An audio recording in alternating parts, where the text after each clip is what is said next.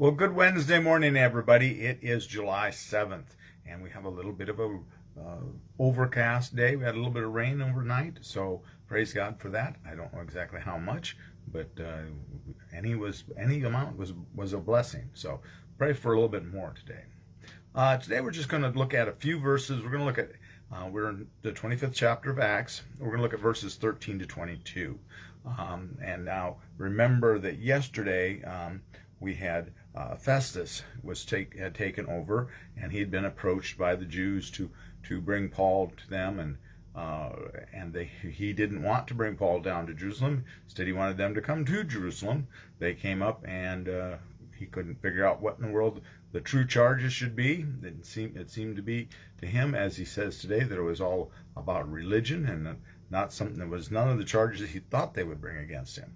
But he offered to let Paul go back to Jerusalem to stand trial. Paul didn't want that because, again, the Jews were planning to lay an ambush for him. The Jewish leaders, we should say. Always want to remember it's the Jewish leaders, not the Jewish people as a whole. That's how you get into trouble with anti-Semitic type thinking. The Jewish people are not the problem. It's the leaders that are out to get Paul here. But he throws himself on his right as a Roman citizen to be tried in a Roman court, and so he wants to go here before the emperor, before Caesar. Who at this time recently was Nero, had just taken over apparently not too long before this. He hadn't really gone completely off the deep end yet. He wasn't on his campaign against Christians quite yet, but Nero is who Paul is asking to go see. Not so sure I'd want to go see Nero if it was me, but that's just me. So let's look at Acts 25, 13 to 22. After several days had passed, King Agrippa and Bernice arrived at Caesarea to welcome Festus. Since they were staying there several days, Festus laid Paul's case before the king, saying, "There is a man here who was left in prison by Felix. When I was in Jerusalem, the chief priests and the elders of the Jews informed me about him and asked for a sentence against him. I told them that it was not the custom of the Romans to hand over anyone before the accused had met the accusers face to face and had been given an opportunity to make a defense against the charge. So when they met here, I lost no time, but on the next day took my seat on the tribunal and ordered the man to be brought. When the accusers stood up, they did not charge him with any of the crimes that I was expecting. Instead, they had certain points of disagreement with him about their own religion and about a certain Jesus who had died but whom Paul asserted to be alive. Since I was at a loss how to investigate these questions, I asked whether he wished to go to Jerusalem and to be tried there on these charges. But when Paul had appealed to be kept in custody for the decision of his Imperial Majesty, I ordered him to be held until I could send him to the emperor. Agrippa said to Festus, I would like to hear the man myself. Tomorrow, he said, you will hear him." So, King Agrippa II here and Bernice have arrived in Caesarea. He is the king of that area. Festus, Felix before him, but Festus is the governor of one of the regions.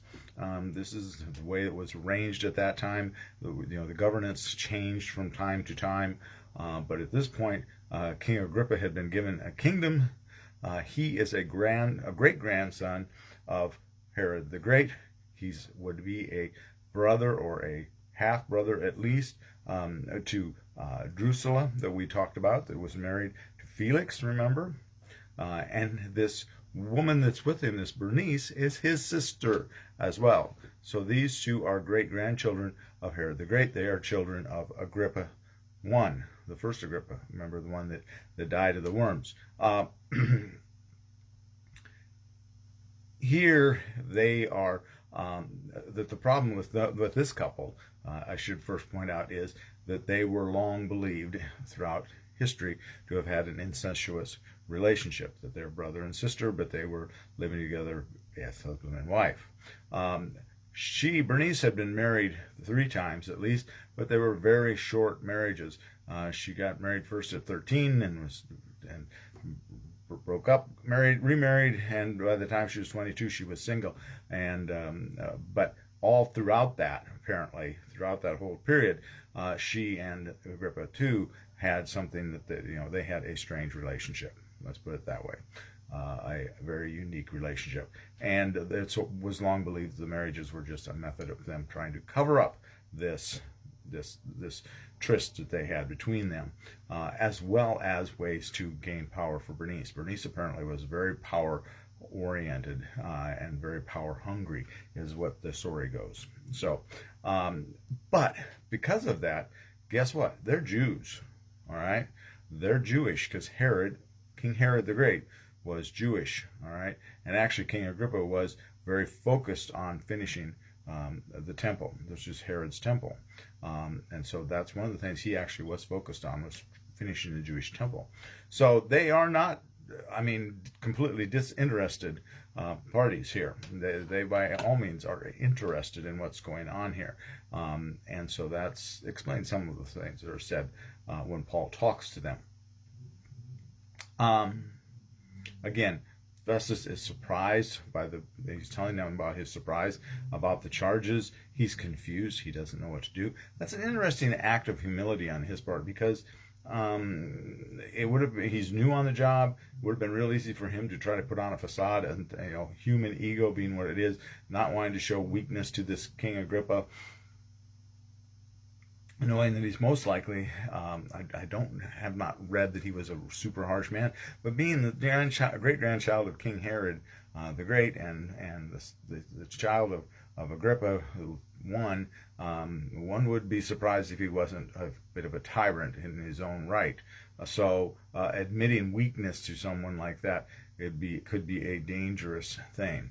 But he admits that I don't understand this. So maybe you can help me figure it out. The other side is maybe he's appealing to the ego of Agrippa and Bernice. I don't know. That's interesting. But there is an act of humility there that we should remember that we don't.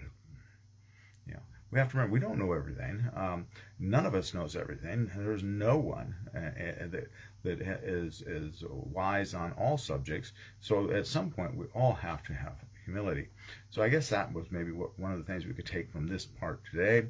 I kind of purposely divided that in two because I wanted to keep this into more reasonable bites. I'm trying to keep these devotions down to closer to 7 minutes if I can. So with that, that's where we're at for today. Enjoy the rain. Pray for some more. By golly, by everyone. Please be praying for rain. We need it. And have a blessed day and be a blessing to someone today. We'll see you tomorrow. Don't forget, tomorrow's Thursday, so we'll have drive-through communion, and then I'll be posting a song also at 7. All right? God bless.